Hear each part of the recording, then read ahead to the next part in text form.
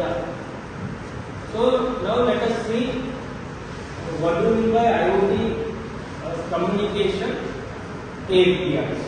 I hope you know what do you mean by API. Just let me give a hint. API in the sense application programming interface. Now what are the communication APIs we are using in real time? What they task? And let me give a general idea. You use Facebook and Instagram. Say some Facebook and Instagram. They will post a certain picture. You post a videos. You see the content. Technically, the logic is behind that is nothing but IoT communication APIs. That all logic, whatever you are posting, you are reading the content. If you have posted, for example, you have posted a caption, if that is wrong, if there are mistakes, again you will modify it. So internally, that can be done by communication APIs. Go to the next slide. Let me define you what do you mean by that definition. So what is API? API is nothing but it's a set of collection. It's a set of rules. List of rules. For what? Or you can say the standards. What they are doing? They allow the devices in a network to communicate with each other. They are just the rules, regulations, or you can say the standard format of list, so that your devices can communicate with each other. So there are two types of APIs. Those are nothing but REST-based API. The first one is REST-based communication API, and the second one is web socket based API. What they are doing? They allow multiple programs in an application. You have a program, subprograms, and under subprogram you have a program, you have a code, so that they can interact with each other properly. API is nothing but they are doing? They are allowing the multiple programs to interact with each other, so that you can have an application. You can have a real-time application. Keep in mind, API is nothing but a set of rules. If you follow those rules, your application can run very properly. If there is a issues, if there is any manipulation in the rules, you can't achieve an end object. You can't achieve an application. Understandable? API is application programming interface, set of rules. So there are two types: REST-based communication API, WebSocket communication based API. Now let me define you what you mean by REST API. So your REST API is dependent on, based on request response model. Just now only I explained you what you mean by request response model. And your WebSocket API based on exclusive pair based model. Just I am giving a heads up, knowledge to understand that very properly. Clear? REST uses a technology or model request response. WebSocket uses exclusive pair model. Go to the next. Yeah. So here what do you mean by REST? The full form of REST is representational state transfer. It is nothing but a architecture. It is nothing but a software. It is nothing but a design. For what purpose? In order to design a web services. What I am telling? Listen very carefully.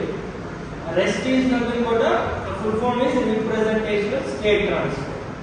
What it was doing? It was creating a web services. It has set of software, set of rules.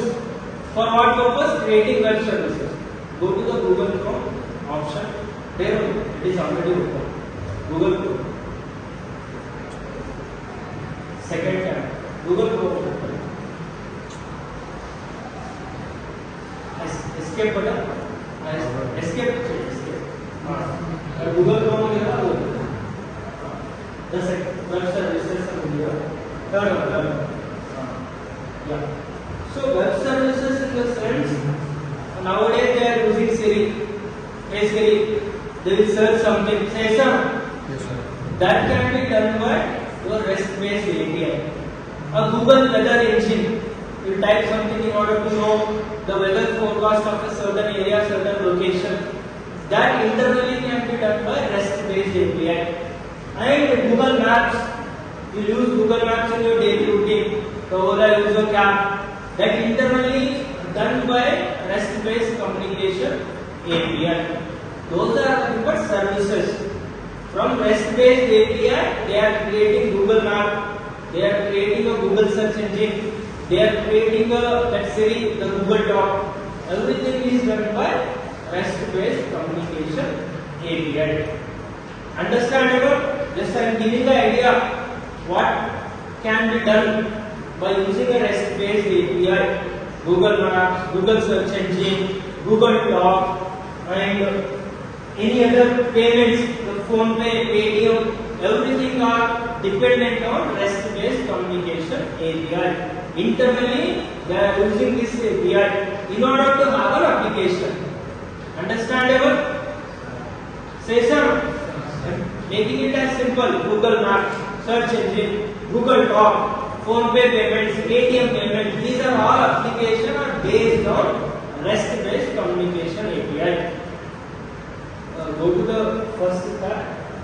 The first tab. Yeah. So come down. So that is nothing but client and server architecture. As I explained, client means you are the user, you are requesting to the server. What you are requesting? You are requesting a URL. Say some. If you type something, that will become a link. When you hit enter, it will become a link. That is uniform resource locator. You are requesting to the server. In response, server is sending a response that is nothing but HTML language, XML language, a simple object access protocol, or an image or video. Say sir, in the response you are getting a resources, you are getting a image, either you may get a videos. So this will use a HTTP command, Internet Protocol, HTTP. Your REST-based API will use a HTTP, Internet Protocol, HTTP. Get, put, post, delete. These are the methods which we are using in REST-based communication API. We call them as a CRUD operations.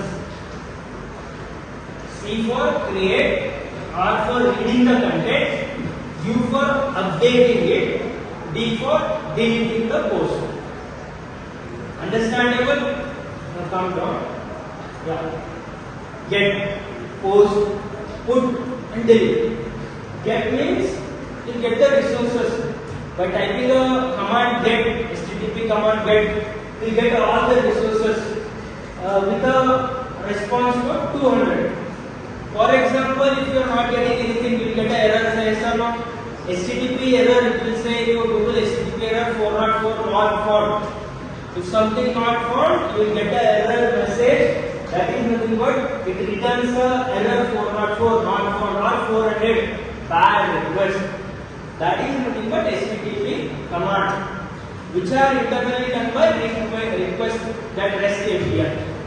Now I want to post a certain post on my Instagram, so that we use a post method, post web, which is creating a service, which is creating a post, which is creating a resources for the client.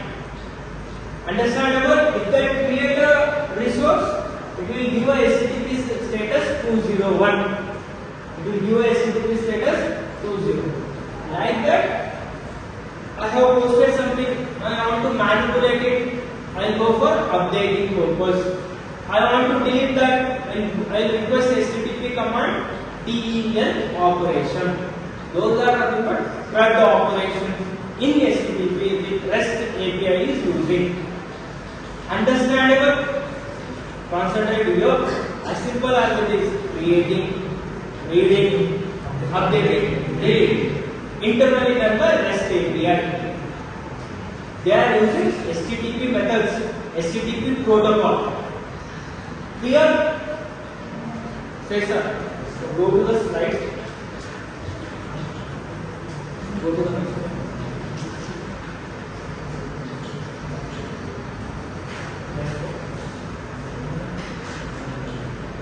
Yeah, same thing. That at the left side you have a client, at the right side you have a server, in the middle a requested response, which is using a client server architecture, request response architecture. As simple as it is.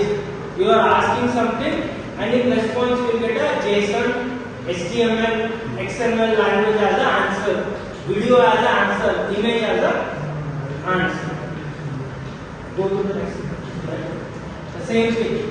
So, HTTP client, HTTP packet means what you are getting, what command you are doing. Get, put, post, delete. Resources, HTTP server will provide the answers, resources. Where it is providing the resources? Last question. Where it is providing from the resources? From a database, it will provide the resources. Answers will be fetched, response will be fetched from the database. Understandable? Go to the Google tab. The second. Yeah. So concentrate here. What REST is doing? REST API is creating a web services. That is creating a web services. In order to have a RESTful web API, it should have two parties. That is the given client who requests for the resources and server who has the resources. A client who is requesting and a server who is responding. Government. Concentrate, don't fall under the desk. In order to make it as a RESTful web API, in order to make it as a RESTful web API, it should have two things, a client and server. Then only it is called